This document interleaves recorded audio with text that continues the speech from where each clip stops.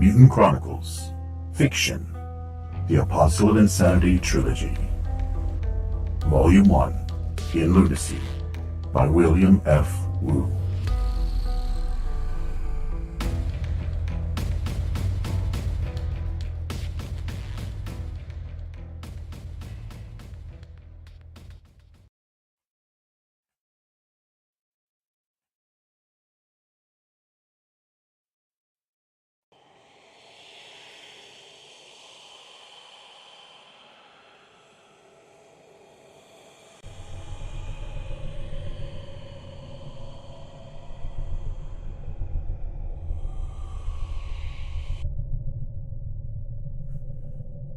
Chapter 15.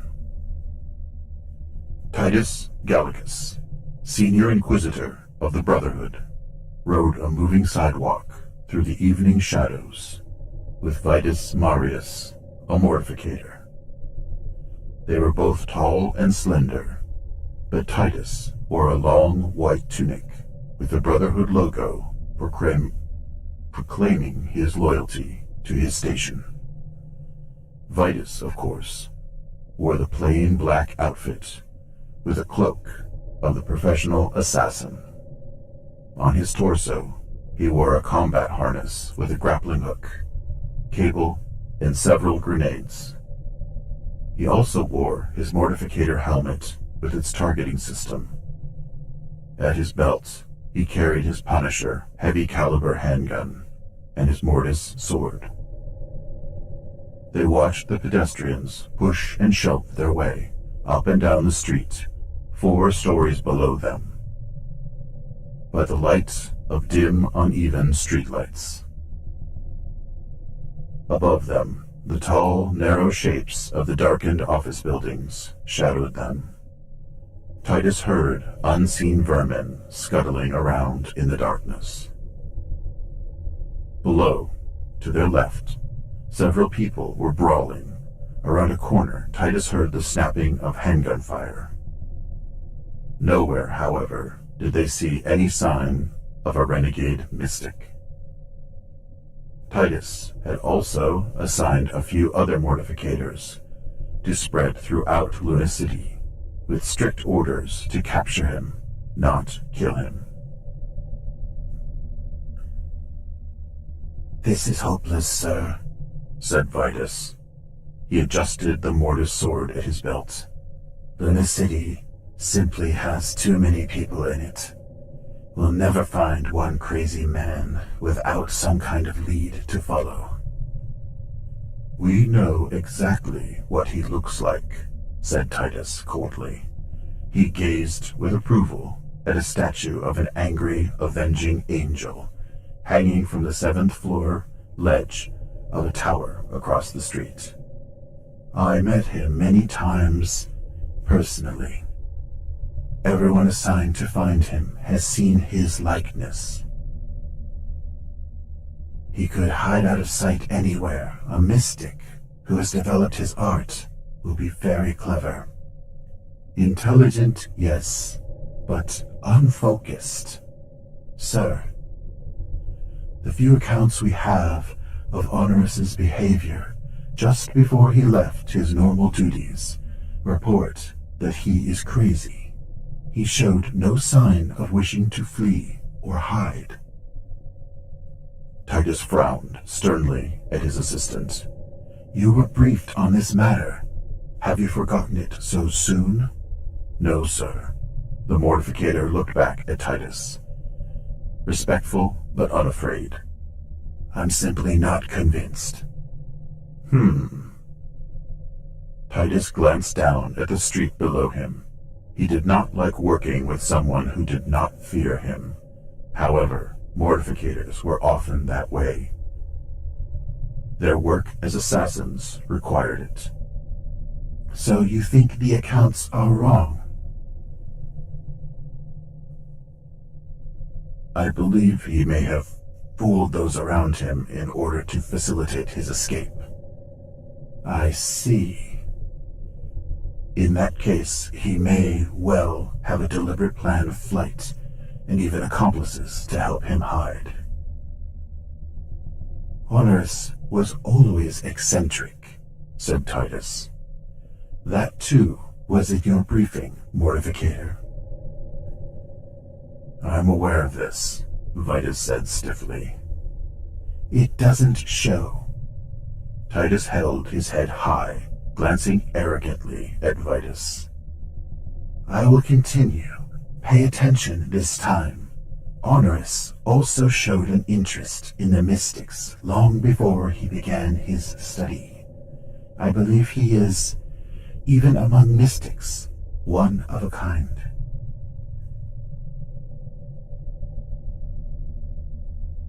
The safest move for the Brotherhood is to assassinate Honorius as soon as we locate him. Whatever he is planning, he may attempt it soon.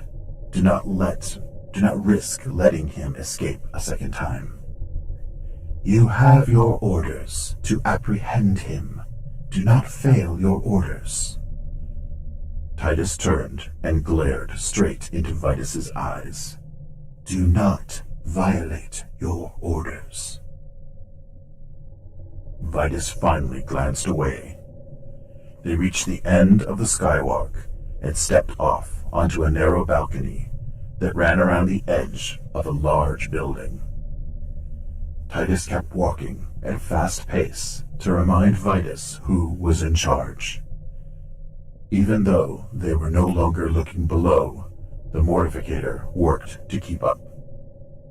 A large rat with glowing red eyes tensed, watching them uncertainly as they passed. You may not kill Honorius before I have questioned him, said Titus. I must know what he learned about the art of mysticism first. Why are you so certain that he has learned something of value? Perhaps he is simply a crazy man who has lost all ability to understand his surroundings. And now, Vitus, you contradict yourself. If that is all he has become, then surely you have no need to assassinate him on sight, eh? Titus stopped and smiled triumphantly at his assistant. Vitus smiled in return, knowing he had been caught. I only raise possibilities, Inquisitor. Titus raised his hands on the cold, rusted steel railing of the balcony. Again, he looked down 4 stories to the street below, which was little different from the view offered from the skywalk. Drab, gray buildings lined it on both sides, and violent, corrupt people jammed the thoroughfare. Still, all he and his mortificators needed was a single sighting of Honorius to get this search moving quickly. So, Vitus, do you have any suggestions about how to find the missing mystic? I only serve, sir. Yes, that's what I thought. You have nothing. Titus gazed with distaste at the people below. I admit some Inquisitors actually agree with you that he may not be insane after all. Some suspect he may either want to sell information to the highest bidder among the megacorporations, or even change sides and join the Dark Legion. A mystic becoming that corrupt? Vitus sounded genuinely startled for the first time. Merely another possibility that has been raised. Other Inquisitors think Honorius is too insane to have any plan. That's my own belief. If the others are right, he could have left Luna by now. He could be on Mars, Venus, in space, anywhere. Even back on Earth, if he's crazy enough to want to go. If he planned that well, he's not that crazy. However, I did take the precaution of sending mortificators to screen everyone going in and out of the docks. I'm sure that Honorius remains on Luna. You think he's too insane to have gone anywhere else? Vitus asked. Yes.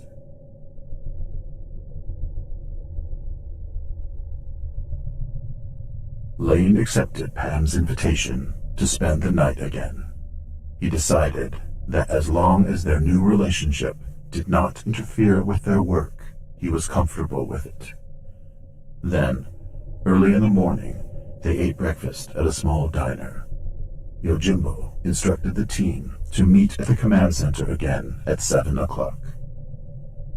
He poked some scrambled eggs with his fork. This stuff is almost as bad as what the Banshees served. Yeah. Pam grinned wryly. You think the eggs were bad? Wait till you try the bacon. It's that bad? Well, form your own opinion. Why did you suggest coming here?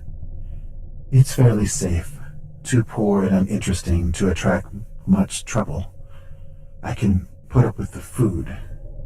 Anyhow, you ate Banshee food for 2 tours. I only ate it for 1. So don't try to tell me you're too good for this. Nah, Lane laughed.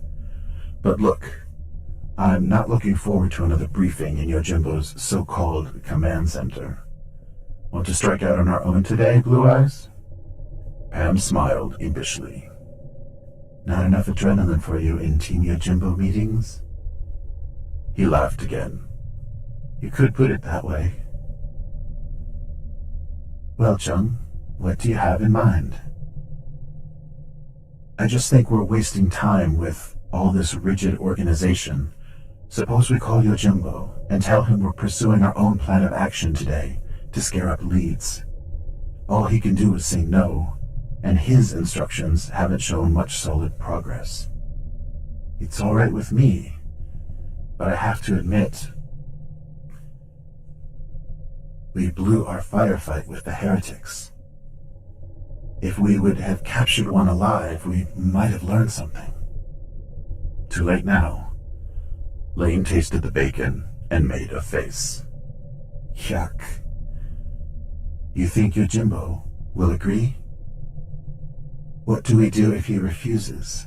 I think he'll accept a frivolous rejection of his instructions. He won't accept.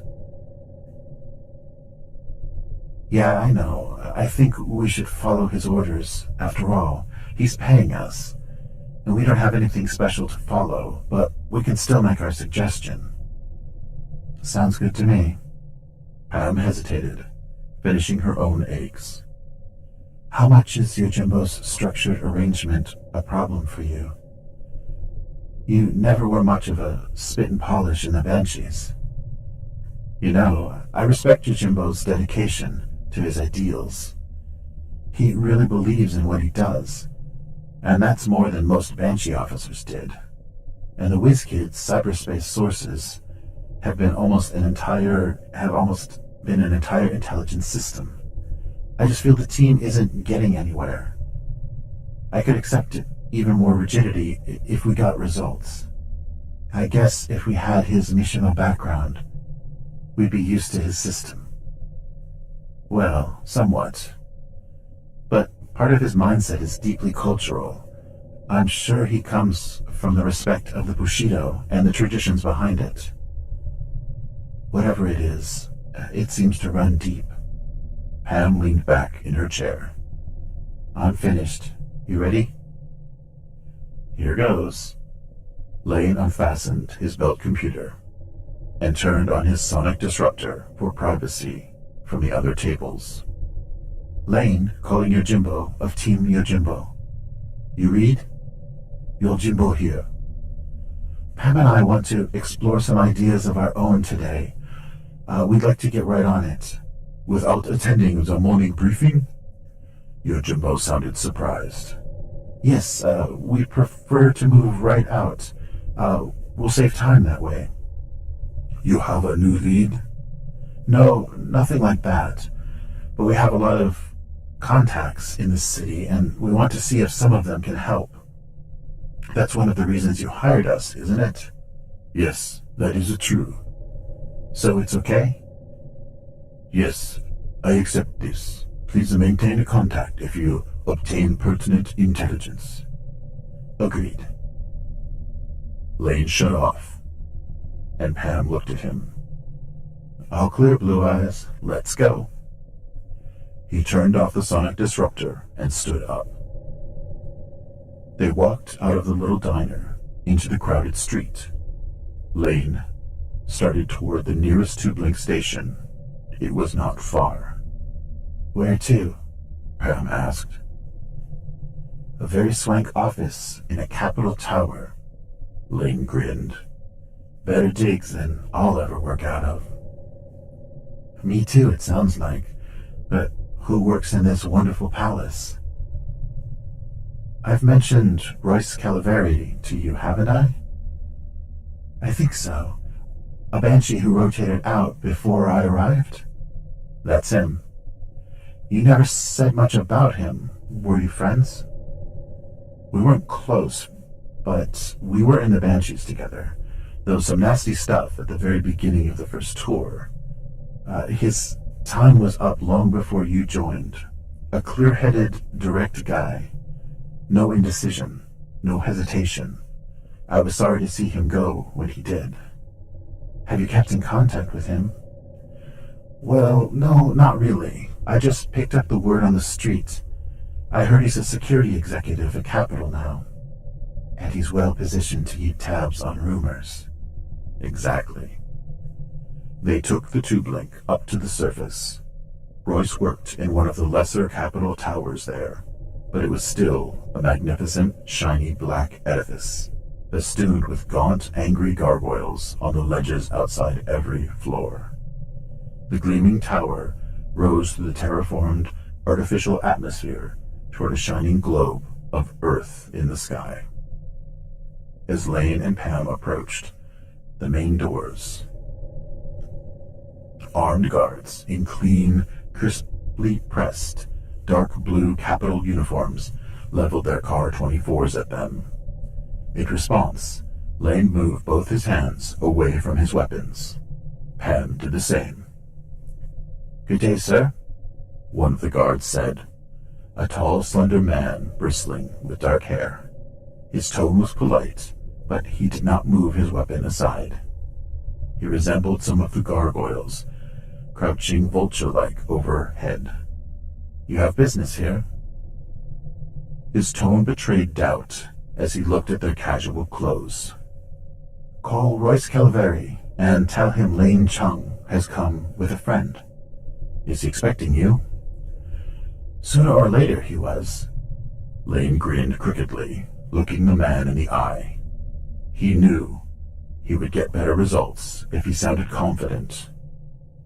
Royce was the security chief, and these guards reported directly to him. They would not risk insulting people he expected to see. By your clothes and weapons, I see you're freelancers. That's right, said Pam. Former Martian Banshees. Like your boss, Lane added. Better check, like he says. The guard said this to his partner. The second guard turned to a speaker set in the wall by the door and spoke into it. The first guard glanced at Lane's hands again and then looked at Pam, his gaze moving from her face slowly down the front of her skin-tight gray jumpsuit. She glared back at him, but said nothing. The boss said send them up, the second guard reported, but to hold their weapons. Pam glanced at Lane in alarm. Lane hesitated, but saw no way out of this. They could either walk away or accept Royce's terms. All right, he said finally, unslinging his Car 24. If Royce is this careful with everybody, the building must be a very secure place. He handed over his bolter handgun as well. When Pam also surrendered her Car 24 and bolter, the guards stood aside. For floor 15, the first guard said pleasantly, the elevators are straight ahead. Lane and Pam walked in silence across the polished lobby floor. A few other very wealthy, well-dressed men in traditional gray and blue suits glanced at them with distaste as they passed. 2 women, close to Pam's age, left one of the elevators. One wore a glittering gold dress, slit on one side up to her waist. The other dressed in a black suit with a ruffled blouse. Both saw Pam and quickly looked away. As soon as the elevator doors had closed, however, leaving them alone inside, Pam folded her arms uncomfortably and looked at Lane. "I feel vulnerable without any weapons," she said irritably. "Are you sure this is smart? We don't really need to see this guy." With a clunking sound and then a hum, the elevator carried them rapidly upward. "I feel odd too," said Lane. "But we live on the street. You know, that the kind of people who live and work in these megacorporation towers don't have to defend themselves every minute. We've entered a new world. Look at the clothes these people wear." "Yeah, I know." She sighed. "Maybe I just feel like we don't belong here. And I don't feel... I would feel better if we had our weapons." The elevator doors opened on a small foyer, encased entirely in thick steel walls. They were spotted with openings for cameras, machine gun fire, and 2 incinerators that flames shot in crossing patterns. Obviously, Royce did not rely only on the guards at the main doors for his own security. A closed door on the left under one of the incinerators probably led to a stairwell. Lane stepped into the foyer first. After a moment, a door in the opposite wall opened. Royce waved inside. He was short, stocky, with tousled, dirty blonde hair and a big smile. Royce wore a conservative dark blue suit, white shirt, and red and white striped tie.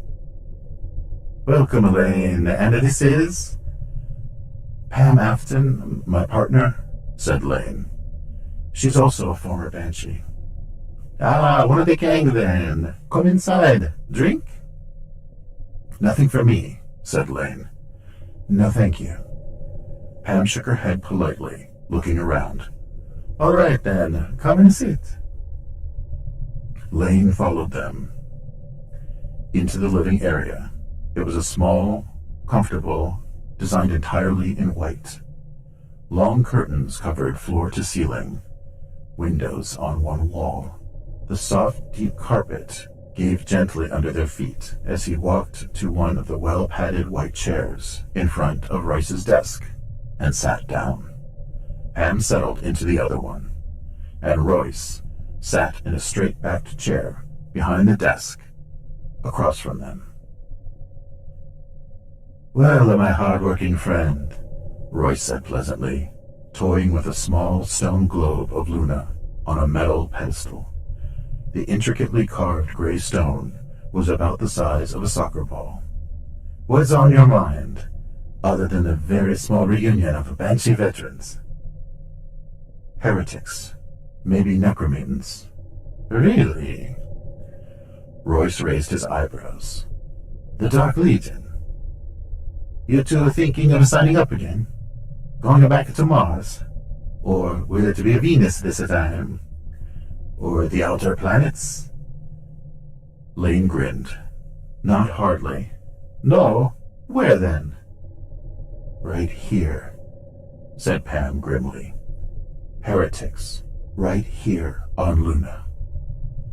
Royce stared at her closely, saying nothing.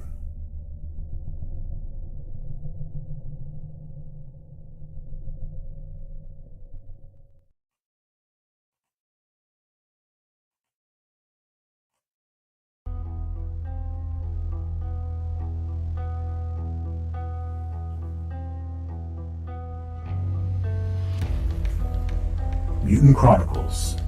Fiction. The Apostle of Insanity Trilogy. Volume 1. In Lunacy. By William F. Wu. Chapter 15. End.